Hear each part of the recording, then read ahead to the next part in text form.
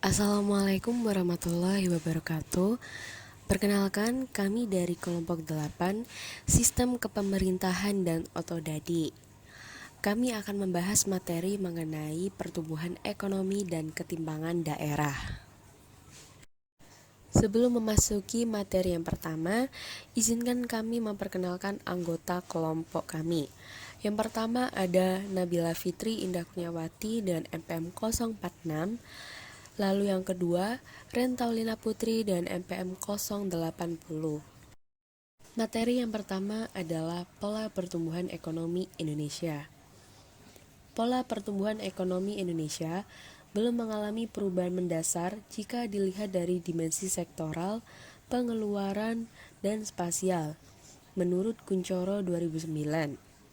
Dari dimensi sektoral, meskipun mengalami pertumbuhan ekonomi yang rendah berkisar antara 3,5% hingga 7,7%, industri pengolahan telah menjadi penggerak utama PDB dengan kontribusi antara 23,6% hingga 28,65%. Sementara di sektor pertanian hanya menyumbang sekitar 15% sejak tahun 2000.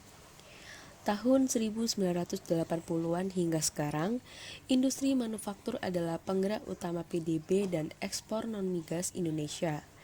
Data hingga akhir 2013 menunjukkan bahwa struktur ekonomi Indonesia masih mendominasi sektor industri pengolahan sebesar 23,9%, diikuti sektor pertanian sebesar 14,4%, perdagangan hotel restoran sebesar 14,3%, pertambangan penggalian sebesar 11,2%, jasa-jasa sebesar 11%, dan bangunan sebesar 10%. Secara keseluruhan, keenam sektor tersebut mempunyai andil besar 85% terhadap PDB. Dari dimensi pengeluaran, kontribusi masing-masing permintaan agregat terhadap pengeluaran PDB tidak terjadi banyak perubahan. Pola pertumbuhan Indonesia masih bercirikan dengan pertumbuhan yang didominasi oleh konsumsi masyarakat. Gambar pada slide tersebut menunjukkan bahwa konsumsi tetap mendominasi sebesar 5,55 hingga 57% dari PDB, diikuti investasi, pengeluaran pemerintah, dan ekspor bersih, yakni ekspor dikurangi impor. Sumbangan terhadap PDB selama 2010 hingga 2013 tetap didominasi oleh konsumsi masyarakat sebesar 5,5 hingga 58%, diikuti investasi sebesar 24, sampai 25%, pengeluaran pemerintah sebesar 6 sampai 9%, dan ekspor bersih atau ekspor dikurangi impor sebesar 8 sampai 12%. Dari dimensi spasial, Pulau Jawa dan Sumatera masih menjadi penyumbang terbesar Indonesia. Sumbangan aktivitas ekonomi di Pulau Jawa dan Sumatera mencapai sekitar 80% terhadap PDB di Indonesia. Artinya, kawasan Indonesia Timur hanya menyumbang sekitar 20% terhadap ekonomi Indonesia. Masalahnya, terjadi tren ketimpangan antar provinsi dan kabupaten kota yang cenderung meningkat pasca otonomi daerah 2001.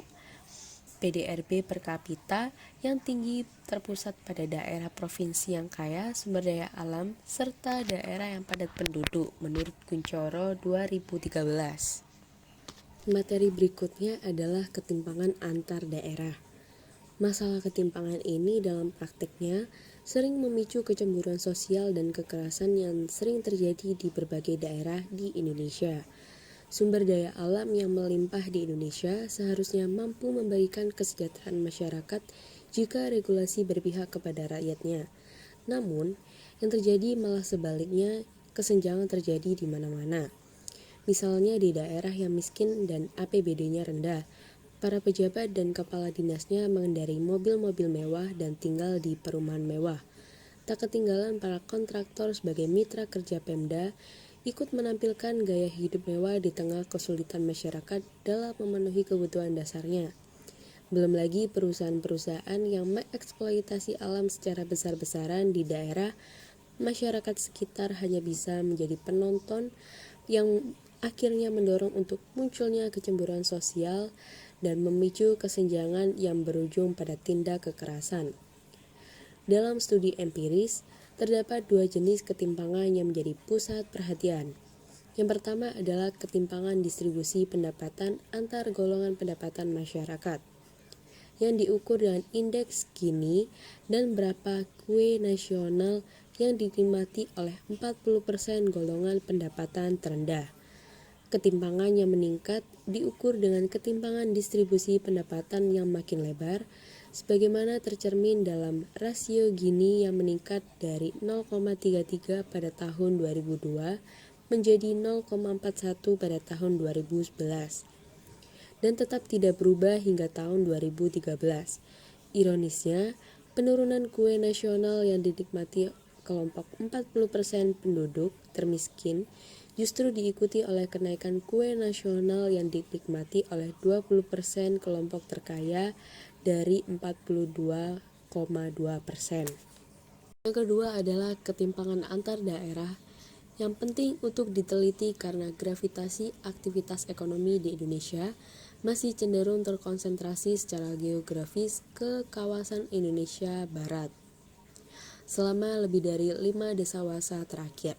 Betapa tidak, data BPS hingga triwulan 4 2014 menunjukkan bahwa struktur perekonomian Indonesia secara spasial masih didominasi oleh kelompok provinsi di Pulau Jawa yang memberikan kontribusi terhadap produk domestik bruto atau PDB sekitar 58,5%, kemudian diikuti oleh Pulau Sumatera sekitar 23,9%. Kawasan Timur Indonesia atau KTI hanya kebagian sisanya yaitu sekitar 17,6%. Dengan kata lain, ketimpangan antar wilayah dan pulau di Indonesia terus saja terjadi. Selanjutnya, ketimpangan antar daerah di Indonesia dapat diukur dengan indeks entropi Theil. Kelemahan utama indeks lain yang mengukur konsentrasi atau dispersi secara spasial adalah bahwa mereka hanya menyajikan satu nilai tunggal pada suatu titik waktu, menurut Kuncoro 2013. Tidak seperti indeks-indeks yang lain, indeks entropi memungkinkan kita untuk membuat perbandingan selama waktu tertentu dan menyediakan secara rinci terhadap sub-unit geografis yang lebih kecil. Barangkali karakteristik yang paling signifikan dari indeks entropi adalah bahwa indeks ini dapat memberikan kesenjangan antar daerah dan kesenjangan dalam satu daerah. Indeks entropi menawarkan beberapa kelebihan dibanding dengan indeks konsentrasi spasial lainnya. Keunggulan utama indeks ini adalah bahwa pada suatu titik waktu, indeks ini menyediakan ukuran derajat konsentrasi ataupun dispersi distribusi spasial pada sejumlah daerah dan subdaerah dalam suatu negara. Faktor penyebab tren indeks entropi total dari tahun 2001 hingga 2010 berbentuk kurva U adalah meningkatnya indeks entropi antar pulau tetapi dibarengi dengan menurunnya entropi dalam pulau selama periode 2001 hingga 2010. Teori lainnya mengatakan yaitu proses divergen menyebabkan ketimpangan yang makin melebar, yaitu menurut Gunnar Myrdal. Fenomena ini dijelaskan oleh Myrdal sebagai akibat dari proses penyebabnya akumulasi. Myrdal menyebut bahwa adanya dampak kurang menguntungkan untuk menjelaskan fenomena meningkatnya ketimpangan antara negara maju dengan negara berkembang. Myrdal berpendapat bahwa backward effect lebih besar daripada dampak penyebaran. Dampak penyebaran adalah dampak dari ekspansi di pusat kegiatan ekonomi ke daerah yang relatif tertinggal melalui kenaikan permintaan produk pertanian, misalnya bahan pangan, bahan paku, serta barang konsumsi yang dihasilkan oleh industri kecil. Inilah yang minim terjadi di Indonesia karena yang pertama, produk pertanian dan industri masih banyak diimpor oleh luar negeri. Yang kedua, lemahnya keterkaitan antara usaha besar dan kecil di Indonesia. Materi berikutnya adalah garis kemiskinan BPS. Batas garis kemiskinan yang digunakan setiap negara ternyata berbeda-beda. Ini disebabkan karena adanya perbedaan lokasi dan standar kebutuhan hidup. BPS menggunakan batas miskin dari besarnya rupiah yang dibelanjakan per kapita sebulan untuk memenuhi kebutuhan minimum makanan dan bukan makanan. Untuk memenuhi kebutuhan minimum makanan, digunakan patokan 2.100 kalori per hari. Sedangkan pengeluaran kebutuhan minimum bukan makanan meliputi pengeluaran untuk perumahan, sandang, serta aneka barang dan jasa. Dan kata lain, BPS menggunakan dua macam pendekatan, yaitu pendekatan kebutuhan dasar dan pendekatan Hard Count Index. Pendekatan yang pertama merupakan pendekatan yang sering digunakan.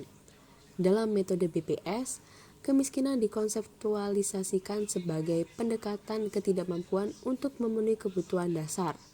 Sedangkan Head Count Index merupakan ukuran yang menggunakan kemiskinan absolut.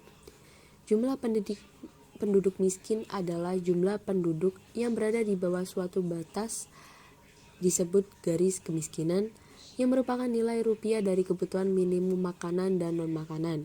Dengan demikian, garis kemiskinan terdiri dari dua komponen, yaitu garis kemiskinan makanan dan garis kemiskinan non-makanan. Variabel dari garis kemiskinan antara lain penduduk miskin dan presentasi penduduk miskin. Berikutnya adalah keparahan dan kedalaman kemiskinan. Selain merilis tingkat kemiskinan di Indonesia setiap tahunnya, BPS juga menghitung indeks kedalaman dan keparahan kemiskinan. Indeks kedalaman kemiskinan terbagi menjadi dua variabel, yaitu P1 dan P2. Indeks kedalaman kemiskinan P1 merupakan ukuran rata-rata kesenjangan pengeluaran masing-masing penduduk miskin terhadap garis kemiskinan. Semakin tinggi nilai indeks P1, maka semakin jauh rata-rata pengeluaran penduduk dari garis kemiskinan. Formula untuk menghitung P1 yaitu tertera pada slide tersebut.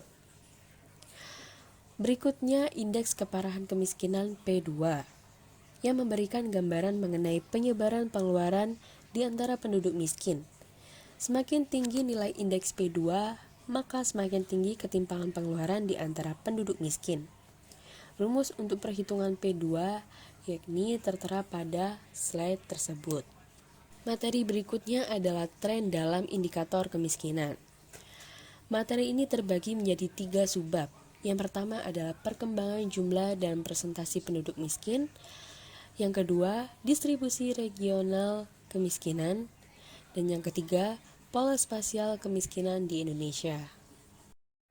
Yang pertama mengenai perkembangan jumlah dan persentase kemiskinan. Menurut BPS, ada suatu penurunan yang berkesinambungan dalam presentasi populasi yang hidup di bawah garis kemiskinan, baik di kawasan pedesaan maupun di perkotaan Indonesia sejak tahun 1976. Kendati demikian, populasi perkotaan berkembang lebih cepat dibanding populasi pedesaan, sehingga penurunan dalam jumlah absolut kemiskinan jauh lebih lambat dari total kaum miskin pada tahun 1987. Terdapat dua alasan utama mengapa penurunan jumlah penduduk miskin dan tingkat kemiskinan yang berkesinambungan cukup cepat. Menurut Bot tahun 1992.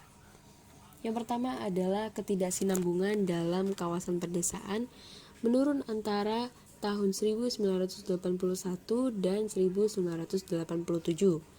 Lalu yang kedua, garis kemiskinan pedesaan yang ditetapkan oleh BPS dalam kenyataan bertambah lebih lambat antara tahun 1981 dan 1987 dibanding indeks harga pedesaan yang digunakan. Hal ini merefleksikan fakta bahwa harga bahan makanan pokok, khususnya beras, meningkat kurang cepat sejak tahun 1981 dibandingkan dengan harga-harga lainnya. Hal penting lainnya mengenai garis kemiskinan BPS adalah berhubungan dengan tren dalam indeks kemiskinan pedesaan dan perkotaan. Suatu alasan terhadap peningkatan pangsa kaum miskin perkotaan dalam kemiskinan total di Indonesia, yaitu populasi perkotaan meningkat lebih cepat yang dikarenakan presentasi populasi kaum miskin yang tinggal di kawasan perkotaan menurut BPS dalam kenyataannya meningkat lebih cepat dari garis kemiskinan perdesaan sejak tahun 1987, sehingga di tahun 87 garis kemiskinan perkotaan hampir 70% lebih tinggi dibanding kawasan perdesaan. Subbab yang kedua yaitu distribusi regional kemiskinan. Berdasarkan perkiraan Bank Dunia dan menggunakan data dari Susenas tahun 76, di antaranya lebih dari 70% orang miskin beralokasi di Jawa. Akan tetapi di tahun 76, distribusi regional kemiskinan mengalami perubahan secara dramatis. Hanya 46% di perdesaan luar Jawa. Ada penurunan secara drastis proporsi penduduk miskin yang berlokasi di daerah perkotaan maupun perdesaan di Jawa, yang diikuti dengan kenaikan kemiskinan di perdesaan luar Jawa. Secara absolut, jumlah penduduk yang berada di bawah garis kemiskinan di luar Jawa mengalami penurunan yang secara relatif dalam mengalami peningkatan. Hal ini disebabkan oleh perpindahan penduduk dari Jawa keluar Pulau Jawa yang disebabkan menurunnya kesuburan tanah di Jawa. Sebab terakhir adalah pola spasial kemiskinan di Indonesia. Berdasarkan data Susenas menunjukkan bahwa secara spasial, persebaran kemiskinan provinsi berdasarkan presentasi kemiskinan tahun 2012, Kalimantan menjadi pulau dengan presentasi miskin terendah berada di tingkat 5-10%. Sedangkan Jawa dan Sumatera memiliki peta persebaran kemiskinan yang cukup beragam. Di Sumatera terdapat Aceh dan Lampung sebagai provinsi dengan presentasi penduduk miskin cukup tinggi, berada pada kisaran 15 hingga 30%. Begitupun dengan Jawa, walaupun menjadi pusat pertumbuhan, kepadatan penduduk menyebabkan jumlah penduduk miskin cukup tinggi, terutama di Jawa Tengah. Kontingen seperti Papua, NTT menjadi perhatian serius bagi pemerintah untuk membuat arah program kemiskinan tepat sasaran, serta tidak menimbulkan kesenjangan bagi lainnya. Upaya yang dilakukan antara lain dengan meningkatkan pendekatan mereka dan melakukan tambahan pekerjaan, dan presentasi yang cukup berbeda antara rumah tangga miskin dan tidak miskin dengan perbandingan 50 atau 38%.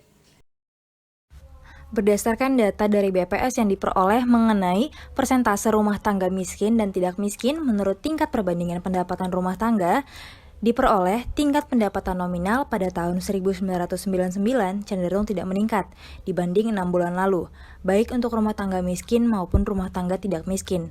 Dengan demikian, secara real, tingkat pendapatan baik rumah tangga miskin ataupun rumah tangga tidak miskin cenderung menurun, bahwa sekurang-kurangnya 88% rumah tangga miskin mengalami penurunan pendapatan real karena mereka mengaku pendapatan nominal mereka sama atau menurun dibanding 6 bulan sebelumnya. Kemudian, berdasarkan data BPS mengenai persentase rumah tangga miskin dan tidak miskin, menurut upaya yang dilakukan untuk meningkatkan pendapatan pada rentan waktu 1998 sampai 1999, adapun jenis usaha yang dilakukan adalah yang pertama, melakukan tambahan pekerjaan, selanjutnya menambah modal usaha, lalu menambah jumlah jam kerja, menyuruh anak-anak untuk bekerja, dan menyuruh ART lain untuk bekerja. Selanjutnya, kita masuk kepada subbab penyebab kemiskinan. Terdapat dua teori mengenai penyebab kemiskinan. Yang pertama disampaikan oleh Hardiman dan Midgley pada tahun 1982. Kemudian ada Sharp pada tahun 1996. Hardiman dan Midgley menjelaskan bahwa kemiskinan massal yang terjadi di banyak negara yang baru saja merdeka setelah Perang Dunia II memfokuskan pada keterbelakangan dari perekonomian negara tersebut sebagai akar masalahnya. Penduduk negara tersebut miskin karena menggantungkan diri pada sektor pertanian yang subsisten, metode produksi yang tradisional, yang seringkali dibarengi dengan sikap apatis terhadap lingkungan. Kemudian, Sharp pada tahun 1996 menjelaskan ada 3 penyebab kemiskinan, di antaranya yang pertama, ketidaksamaan pola pemilikan sumber daya, lalu selanjutnya ada kualitas SDM, dan yang terakhir ada perbedaan akses dalam modal. Yang pertama, ketidaksamaan pola kepemilikan sumber daya. Sharp meyakini kemiskinan muncul karena adanya ketidaksamaan pola kepemilikan sumber daya yang menimbulkan distribusi pendapatan yang timpang. Penduduk miskin hanya memiliki sumber daya dalam jumlah terbatas dan kualitasnya rendah. Lalu yang kedua, kualitas sumber daya manusia. Kualitas sumber daya manusia yang rendah berarti produktivitasnya rendah, yang pada gilirannya upahnya rendah. Rendahnya kualitas sumber daya manusia ini karena rendahnya pendidikan, nasib yang kurang beruntung, adanya diskriminasi, atau karena keturunan. Lalu yang terakhir, kemiskinan muncul akibat perbedaan akses dalam modal. Ketiga penyebab kemiskinan ini bermuara pada teori lingkaran setan kemiskinan atau dikenal dengan vicious circle of poverty. Adanya keterbelakangan, ketidaksempurnaan pasar, serta kurangnya modal menyebabkan rendahnya produktivitas. Rendahnya produktivitas ini akan mengakibatkan rendahnya pendapatan yang mereka terima. Kemudian rendahnya pendapatan akan berimplikasi pada tabungan dan investasi. Kemudian rendahnya investasi nanti akan berakibat pada keterbelakangan dan seterusnya.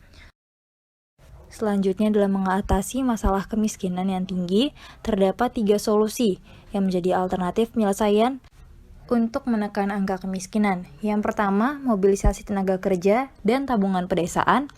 Lalu yang kedua, menitikberatkan transfer sumber daya dari pertanian ke industri melalui mekanisme pasar. Dan yang terakhir, pertumbuhan berbasis teknologi. Selanjutnya, strategi penanggulangan kemiskinan di Indonesia. Di Indonesia, sudah dilakukan berbagai macam program penanggulangan kemiskinan yang dilakukan oleh pemerintah maupun bantuan donor. Program pemerintah setidaknya meliputi IDT atau Inpres Dana Tertinggal, P2SDT, PPK, P2KP, PDM DKE, Parul, dan PSEM. Arah dari kebijakan tersebut adalah untuk pertama, mengembangkan fungsi prasarana sosial ekonomi, kedua, peningkatan taraf kesejahteraan masyarakat, ketiga, peningkatan pendapatan berlanjut, keempat, peningkatan kesempatan kerja produktif, pengembangan kapasitas administrasi pembangunan, peningkatan keterampilan dalam kegiatan, konstruksi pembangunan, peningkatan upaya pemupukan modal, peningkatan kegiatan ekonomi produktif rakyat, pengembangan partisipasi masyarakat, penanggulangan dampak negatif krisis, penanggulangan kemiskinan, peningkatan keterkaitan ekonomi antar kawasan, peningkatan keterkaitan jalur produksi dan distribusi, dan yang terakhir, penguatan kelembagaan masyarakat dan aparat. Pemerintah Indonesia, Bank Indonesia, serta instansi bekerja sama serta merangkum pembagian tugas dan tanggung jawab untuk penanggulangan kemiskinan di Indonesia. Sebagai contoh, dalam beberapa kegiatan pokok Indonesia diantaranya sumber pembiayaan yang meliputi bisnis plan, kredit program, dan two-step loan. Dan yang kedua, bantuan teknis atau program pendampingan. Dan yang terakhir ada penguatan kelembagaan. Di antara program-program tersebut, ketiga lembaga tersebut saling bekerja sama untuk mensukseskan setiap programnya. Sebagai contoh, dalam kegiatan kredit usaha mikro yang termasuk bagian dari bisnis plan, Bank Indonesia bertugas atau bertanggung jawab memantau realisasi kredit usaha mikro, kecil dan menengah sesuai bisnis plan yang disampaikan setiap triwulan. Lalu pemerintah atau KPK menyediakan program pendampingan anggaran sebesar 250 miliar. Lalu instansi yang terlibat adalah Departemen Keuangan. Lalu dalam kredit program, Bank Indonesia bertanggung jawab menyesuaikan kesepakatan yang tertuang dalam SUP nomor 005 dan pemerintah atau KPK bertanggung jawab dalam memanfaatkan kelonggaran tarik dana yang tersedia, menyiapkan program yang dapat dimanfaatkan dana tersebut. Instansi yang terlibat adalah Depkau. Kemudian pembagian tanggung jawab dan tugas dari masing-masing instansi, baik Bank Indonesia, instansi, atau pemerintah KPK, bertanggung jawab dalam setiap pelaksanaan kegiatan yang berkaitan dengan upaya penanggulangan kemiskinan di Indonesia. Sekian presentasi dari kelompok kami. Bila ada kesalahan kata, kami mohon maaf. Terima kasih.